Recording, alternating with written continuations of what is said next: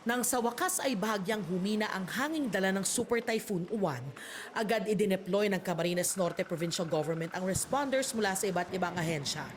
Para yan i-clear ang mga kalsadang hindi na madaanan at para respondihan ang mga nangangailangan ng tulong. Buong araw kasing binayo ng napakalakas na hangin ang Daet Camarines Norte.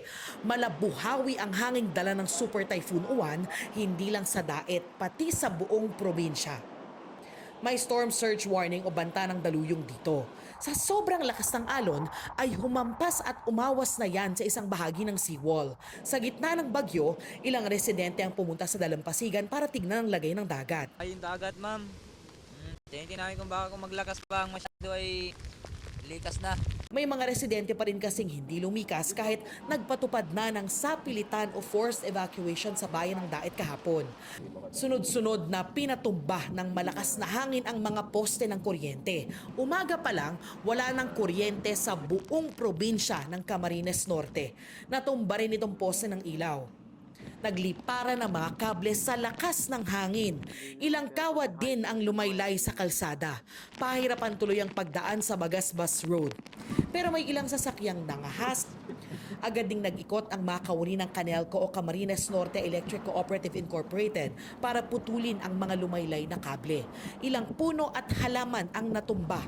Nagliparan ang ilang yero. Pinulot ang isa ng nagmalasakit na residente. Hindi bababa sa 36,000 residente ang nasa evacuation center sa buong probinsya.